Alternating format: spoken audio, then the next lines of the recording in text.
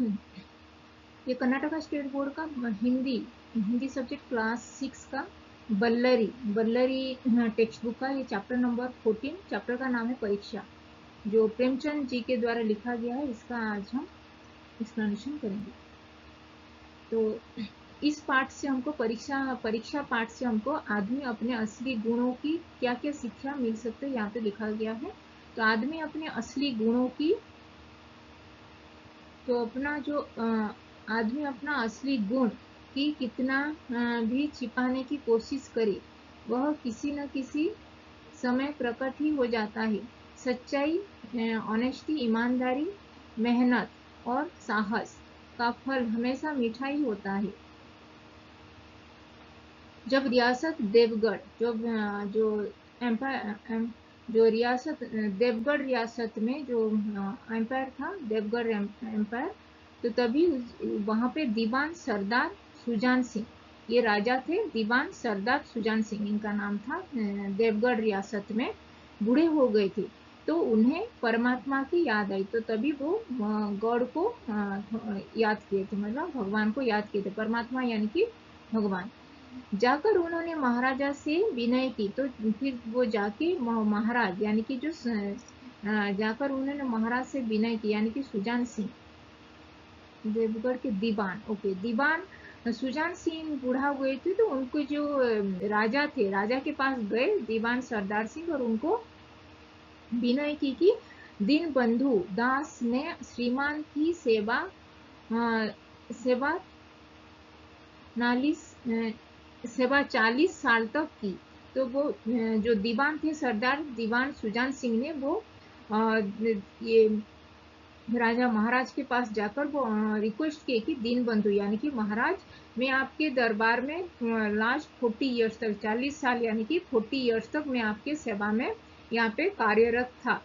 तो अब कुछ दिन परमात्मा की भी सेवा करने की आशा मुझे आज्ञा चाहता है।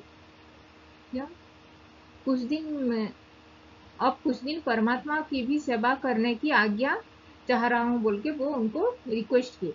दूसरे अब मेरी अवस्था भी ढल गई, तो मेरी अवस्था यानी कि जो मेरा हेल्थ कंडीशन भी अभी ठीक नहीं है, मैं भी बूढ़ा हो चुका हूँ, तो मुझे भी थोड़ा परमात्मा यानी कि भगवान की सेवा करने के लिए मुझे जाना है, तो मुझे अभी सेवा निवृत्ति यानी कि रिटायर्ड होना है बोल के वो महाराज के पास जाके वो अनुरोध यानी कि सभी ने विनती किए थे। राजकाज संभालने की शक्ति नहीं रह गई, तो अभी मुझे राजकाज यानी कि जो ये राजकाज में अभी संभाल नहीं पाऊंगा, तो अभी कहीं धूल चूक हो जाए, कहीं भूल चूक यानी कि कहीं कहाँ पे भूल चूक नहीं हो जाए, तो मैं ऐसे मुझे ऐसे लग रहा है, तो दाग चलने लगे सारी जिंदगी की नेक नामी मिट्टी में मिल जाए। तो जिंदगी की नेक नामी यानी कि जो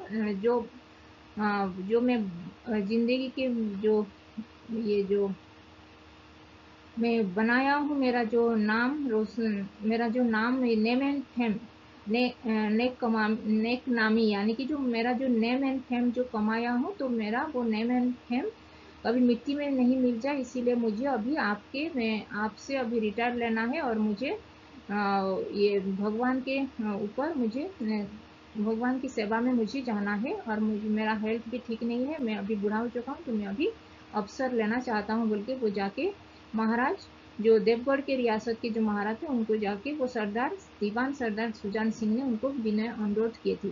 राजा साहेब अपने अनुभवशील नीति कुशल दीवान का बड़ा आदर करते थे।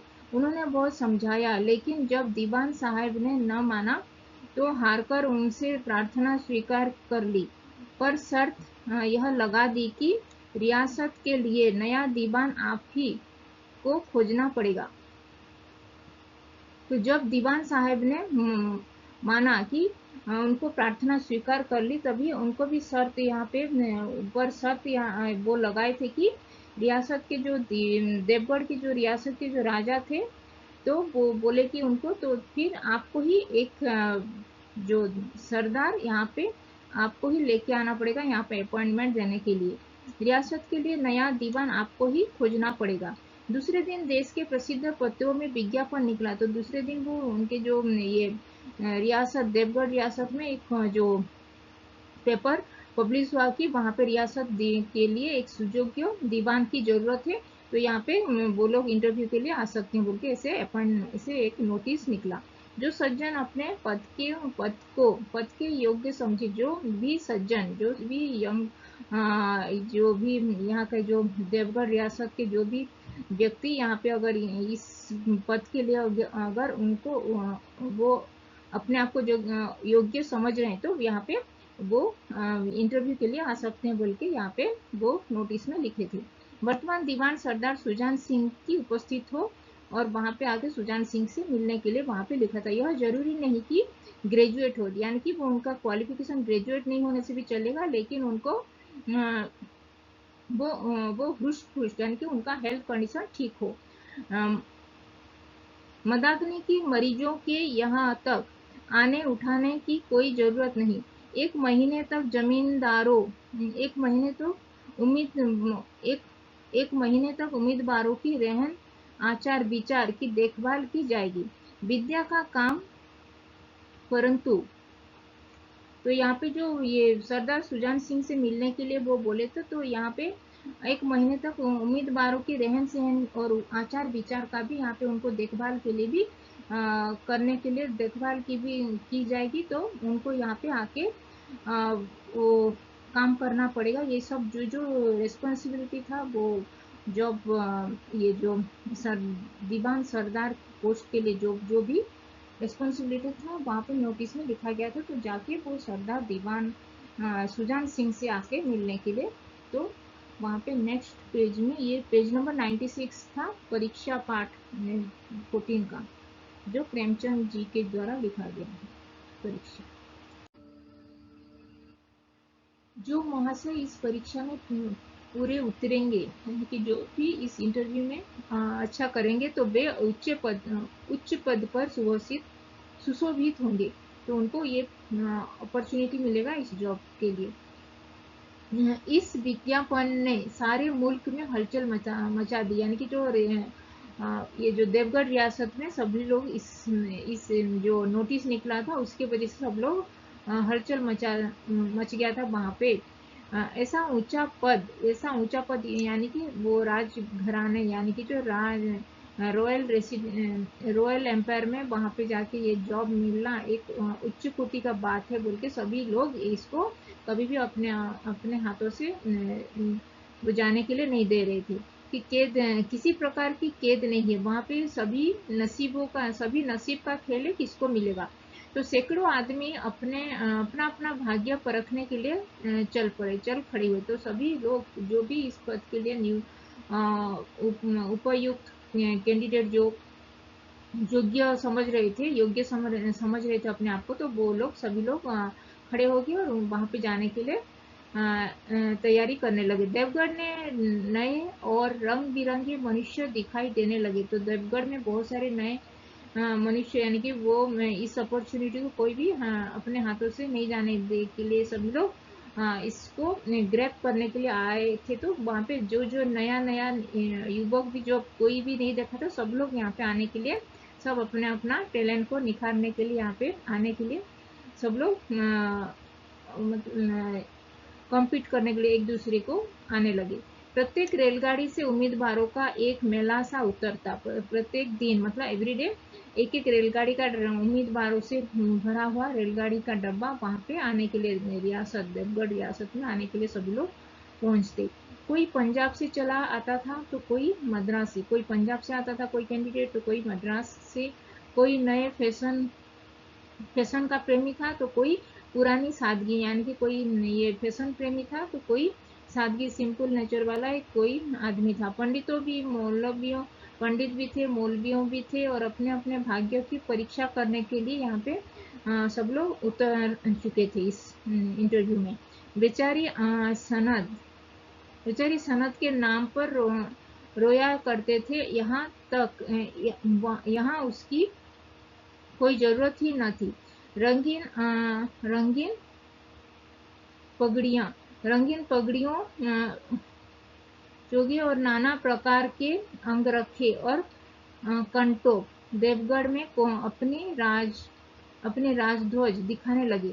लेकिन सबसे सबसे विशेष संख्या ग्रेजुएट लोगों की थी, क्योंकि सनत की कैद न होने पर भी सनत से पर्दा तो ढका रहता है। सुजान सिंह जो देवगढ़ के जो एक्स जो रिटायर करने वाले थे, जो दीवान सरदार सुजान सिंह ने इन महानुभवों के आदर सत्कार का बड़ा अच्छा प्रबंध वो लोग उनको रहने के लिए वो अच्छा सा प्रबंध वो किए थे। लोग अपने अपने कमरों में, मतलब जो उनके लिए जो रहने के लिए जो कमरा मिला था, रूम मिला था, वहां पे बैठ कर रोजगार मुसलमानों की तरह तरह महीने के दिन गिना करते थे। हर एक मनुष्य अपने जीवन को अपनी बुद्धि के अनुसार अच्छे रूप में दिखाने की कोशिश करता था। मिस्टर ओ 9 बजे दिन तक सोया करते थे। मिस्टर और वो जो भी 9 o'clock तक जो सोया करता था, वो आजकल वो बगीचे में टहलते हुए दिखाई पड़ते थे। मतलब जो भी पहले जो उनका डेली रूटीन जैसे वो सोया करते थे, वो इस पदवी के लिए जो इंटरव्यू देने के लिए आए थे, तो वहां पे जल्दी उठ जाते थे और टहलने के लिए बगीचे में टहलने के लिए चले जाते थे उषा यानी कि मॉर्निंग में। मिस्टर बी को हुक्का पीने का जो लत थी, जो मतलब जो भी हुक्का यानी कि जो जिसको भी जो हुक्का यानी कि जो लत था, वो भी आजकल बहुत रात गए वो भी जल्दी सो जाता था। वो भी अपना हेल्थ को ठीक से रख रहा था, वो भी हुक्का पानी ये बंद कर दिया था। यहाँ पे सब लोग एक एक दूसरे को कम्पीट करने के लिए वो अपना अपना जो पहले जैसे उनका दिनचर्या था, उसको विपरीत दिग में वो एक अच्छा आदमी के लिए सबको दिखाने के लिए वो लोग अपने एक दूसरे को कम्पीट करने में लग पड़े थे।